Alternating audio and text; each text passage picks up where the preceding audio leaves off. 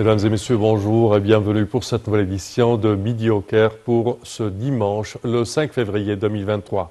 On commence notre sélection avec cette information. Le président Abdel Fattah el-Sisi a déploré le décès de l'ancien Premier ministre et conseiller présidentiel pour les projets nationaux, Chérif Ismaïl. Je cite, « Je pleure avec une profonde tristesse, un homme vertueux parmi les meilleurs d'Égypte ». C'est ce qu'a écrit le président Abdel Fattah el-Sisi sur sa page officielle Facebook.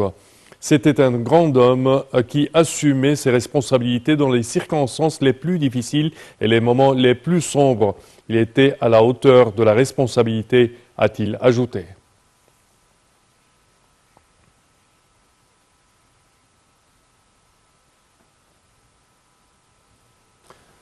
Et de retour, chers téléspectateurs, après l'appel à la prière, nous poursuivons avec ce compte-rendu. Le Premier ministre, Dr Moustapha Madbouli, a reçu son homologue roumain, Nicolas Siuca, à l'aéroport international du Caire, où il est arrivé en Égypte pour une visite de 2 jours à la tête d'une délégation à haut niveau. Les deux responsables ont tenu une séance de pourparlers élargie en présence des délégations des deux pays. Les deux parties se sont focalisées sur la coopération bilatérale et les moyens de les renforcer dans les différents domaines. Et pour plus de détails, mesdames et messieurs, voici un compte rendu. Les premiers ministres égyptiens et roumains, respectivement Mustafa Madbouli et Nicolae Siuca, ont présidé samedi une séance de pourparlers pour examiner les propositions visant à renforcer la coopération conjointe dans plusieurs domaines. Au début de la rencontre, M. Madbouli a indiqué qu'un certain nombre de mémorandums d'entente et d'accords seront signés au cours de cette visite, soulignant la tenue dimanche d'un forum d'affaires qui regroupe des plus éminentes entreprises égyptiennes et roumaines pour discuter du renforcement des partenariats bilatéraux. Le Premier ministre a également évoqué l'importance de la Roumanie sur la carte des importations égyptiennes, vu qu'elle est l'un des plus importants pays qui exporte le blé à l'Égypte. Les deux parties ont discuté de la possibilité de profiter de la position de la Roumanie comme point de départ pour les produits égyptiens vers les marchés de l'Europe de l'Est et des pays baltes.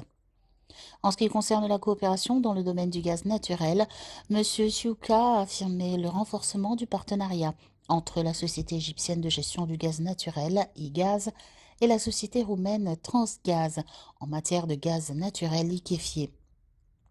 Il a aussi évoqué la possibilité d'une coopération avec l'Égypte dans le domaine de la transformation numérique, à laquelle la Roumanie attache une importance particulière et qui est conforme au plan de transformation numérique de l'Égypte, étant donné que celle-ci a pris des mesures remarquables à cet égard, conformément à la vision 2030.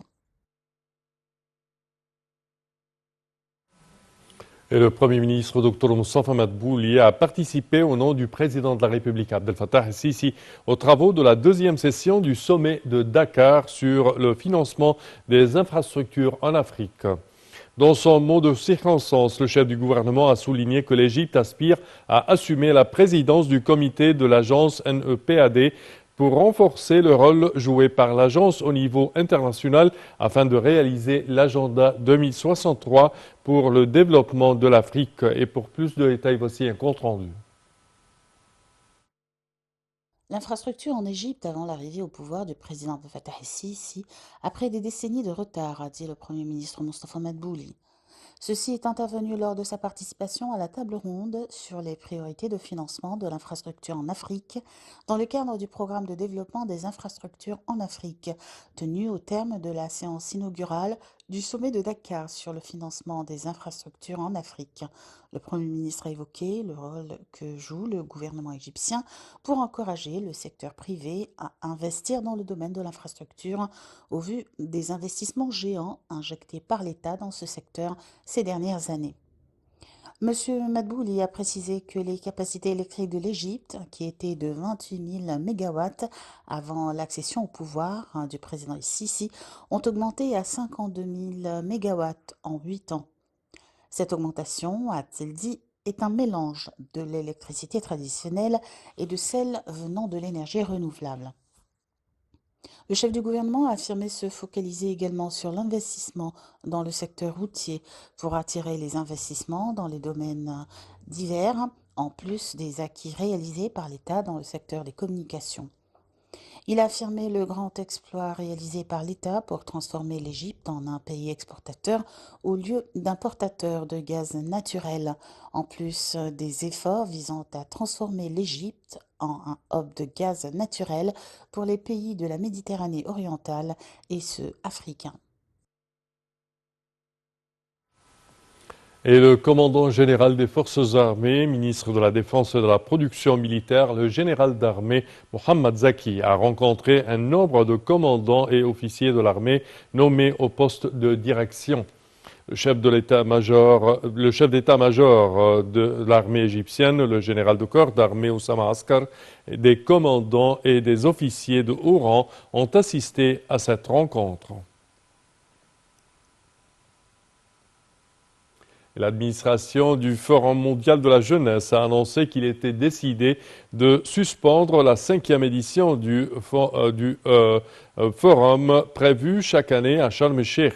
Les revenus des droits de sponsorisation affectés à l'organisation de la 5e édition seront alloués à la mise en œuvre d'un paquet d'initiatives, de projets et de programmes de développement qui doit bénéficier aux citoyens, notamment les jeunes, à l'intérieur et à l'extérieur de l'Égypte. Ceci en coopération avec les partenariats du FMJ parmi les institutions et les organisations internationales, mais aussi locales. Ainsi, la 5e édition du Forum mondial de la jeunesse serait un appel pour mettre en œuvre le développement au lieu de discuter des moyens susceptibles de les réaliser.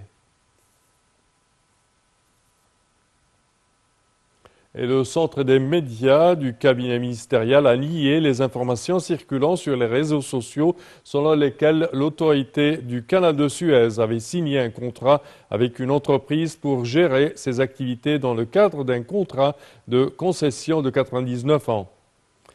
L'amiral Oussama Rabia, le chef de l'autorité du canal de Suez, a affirmé la souveraineté absolue politique et économique de l'État en ce qui concerne la gestion, l'exploitation ou l'entretien de la voie navigable.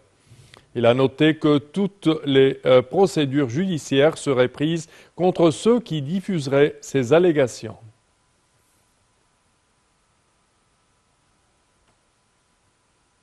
Et le 29e concours mondial de récitation du Coran sacré s'est lancé hier au Caire sous les auspices du président de la République Abdel Fattah el-Sisi.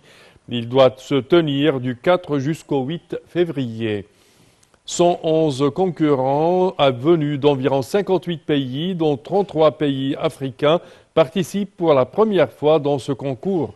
Le ministre des Waqf, Dr Mohamed Mukhtar Gomaa, a remercié le président de la République d'avoir parrainé le concours et d'avoir augmenté le montant des récompenses pour atteindre plus de 2 millions de livres égyptiennes. Dr Gomaa a décrit cette compétition comme un festival coranique unique propre à l'Égypte. Pour sa part, le mufti de la République, Dr Shawqi Allam, a affirmé lors de l'ouverture du concours que l'Égypte est une grande forteresse pour réciter le Coran, le mémoriser, l'enseigner et répandre ses valeurs et sa morale immortelle et noble dans le monde entier. Et ceci conclut, chers téléspectateurs, notre édition d'aujourd'hui de Midi au Caire. Au terme de cette édition, je tiens à vous remercier de votre attention et je vous donne demain rendez-vous avec une nouvelle édition. Au revoir.